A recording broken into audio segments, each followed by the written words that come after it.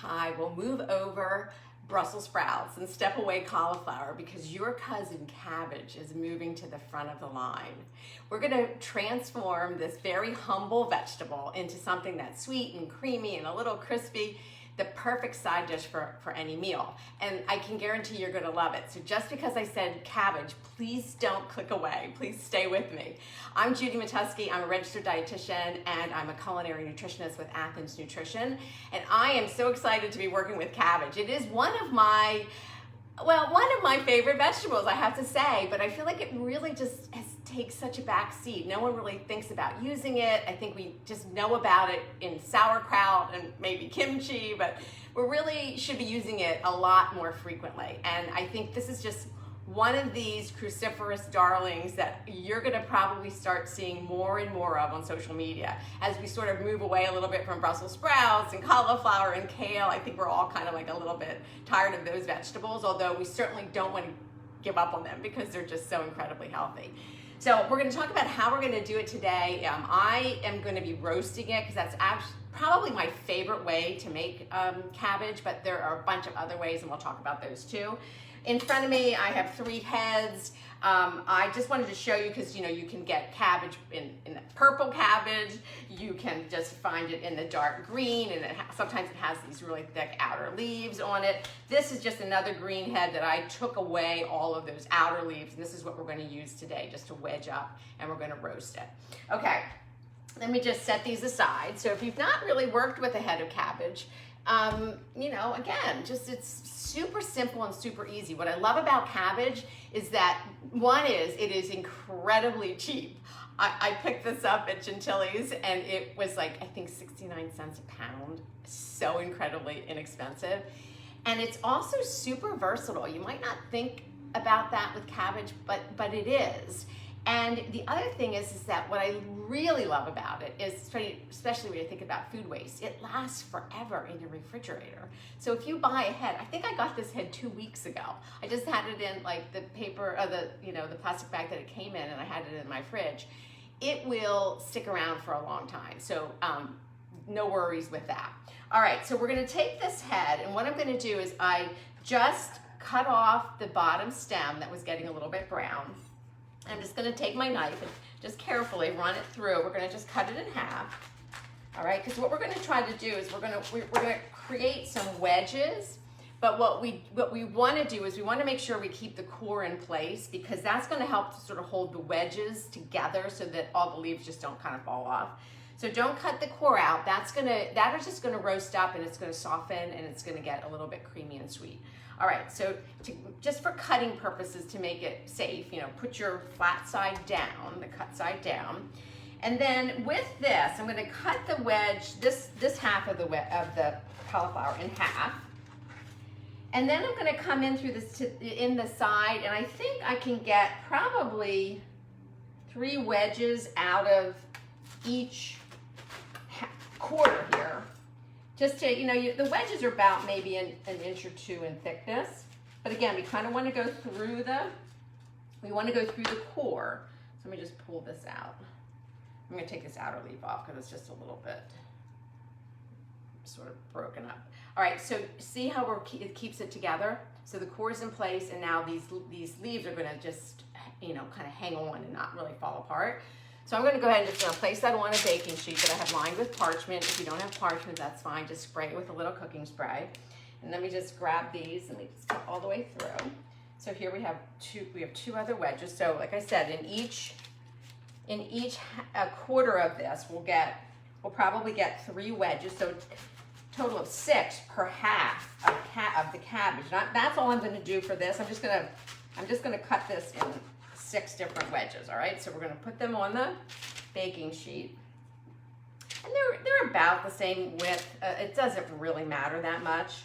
And then let me move this over. I'll move this off here for a second, and let me just test that out. All right, so we're going to move this over. So now we have the wedges, and then it's just such an easy super dish. You can actually do a lot of different things as far as seasonings goes, but I just wanted to keep it super simple. You could just brush this with some olive oil and a little salt and pepper, and that's it. You're good to go.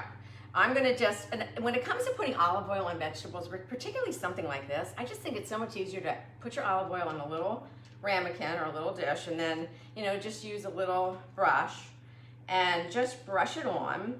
Because the one thing with olive oil, it's super healthy, and we definitely want to add it into our diet. It's so flavorful. It brings a lot of richness to dishes, but we also can overdo it sometimes, and you don't necessarily need to be like glugging the olive oil on our vegetables. So now I'm just going to flip these over so I can do the other side. All right, this little one kind of fell apart, so I kind of lost the cord on that one, but that's fine. All right, and then do the same thing on the other side. Just a little brush of some olive oil. And like I said, we're going to add some Parmesan cheese for a little extra crunch here, which adds a little more flavor, you know, a little salty flavor to it, which is really good. But you can skip that if you don't want to. If you are not using cheese as part of your eating plan, you could use like nutritional yeast as well as a sub for Parmesan. All right, so now I'm just going to take a little salt, and I'm just going to sprinkle just the one side. All right. A little bit of salt, and then a little ground of some fresh pepper. All right, and then this, I'm gonna hold off with the Parmesan cheese. I'm just using some shredded Parmesan cheese or grated, either's fine. But what I'm gonna do is these are gonna take a little bit of time in the oven. So I have my oven set at 400 degrees. I'm gonna put the sheet tray in, and I'm gonna let it in there for at least 20 to 25 minutes, because you really do want to get these kind of started to cook. The thing is with cabbage is that you don't want too hot of an oven. So if you go to 425, 450, it's gonna get brown and crispy before the inner leaves and the core can start to cook and steam and get kind of, you know, sort of sweet and creamy. So 400 is a really good temperature for this. You'll be able to get some crispiness around the edges but giving it time to actually cook and mellow out and sweeten over a little bit of time. So the overall time is about 30 minutes, 35 minutes, or maybe even 40. So the first round is 20 to 25 minutes in the oven without the Parmesan cheese. Then I would take it out, and then I would sprinkle the top with some Parmesan cheese. And if a little bit of Parmesan cheese just kind of works its way on the parchment paper, even better, because they'll sort of crisp up and make little Parmesan crisps. Pop it back in the oven. I have it on like the lowest rack in the oven, and then for another 10 minutes or so, or 15 minutes, and then the Parmesan cheese is going to brown a little bit, especially when the Parmesan cheese that lands on the parchment paper or on the baking sheet, and it'll crisp up, and that makes it super, super delicious. So let me pop this in, and I'm going to bring out one that I did earlier. I have it in the oven right now. Let me just show you that. So this, I just have 3 wedges here, but you can see how the outer leaf, this one fell off, and how it's really like a cabbage potato chip. It tastes really good. And the nice thing about cabbage is that when you're roasting it like this especially, it really does mellow out its flavor. So it doesn't have a really strong cabbage flavor. It's much more mild than Brussels sprouts. But anyway, you can see where the Parmesan cheese has crisped up a little bit on the baking sheet, and that's going to be delicious. So you're going to serve this side wedge of cabbage as a side dish, or you could serve it as an entree meal almost if you round it out with a few other things. But I absolutely love it. The one thing that I wanted to mention about cabbage, so here I have this other half of cabbage. And then I have the purple cabbage, and I also have the other head. So what am I going to do with all this cabbage? Well, there's so many things you can do with cabbage, and like I said, the great thing about it is it lasts a long time in your refrigerator, so you have a long time to figure out how to use it. So a couple of things. There's a Facebook Live that I follow a lot, Teaspoon of Spice. It's Deanna and Serena. They actually prompted my idea of doing this, because I cook with cabbage all the time, but I kind of forgot about maybe bringing it to you guys. And what they did with it, they took the cabbage wedge, they roasted it similar to this, they just didn't put the cheese on it. And then they used it as a wedge salad. So they took this roasted wedge and put crumbled blue cheese on it, a little bit of crumble of bacon, and then a little dressing, and that was how they served it, which I thought was a brilliant idea. Or you could do the same thing and turn it into like a Caesar salad. You could do a little wedge, you could like chop it up and then use some Caesar dressing, maybe some croutons. That would be fabulous instead of romaine. You can also take this wedge, you could shred it up or chop it up and certainly turn it into coleslaw, which is something that we're most familiar with, how to use cabbage. I like to chop up, particularly the purple cabbage, I like to sort of chop that up a little bit and then I'll pickle it real quick, little vinegar, a little sugar, a little salt, and do a quick little pickle, and then I like to use that on tacos, I'll use that on sandwiches, I'll use that on salads.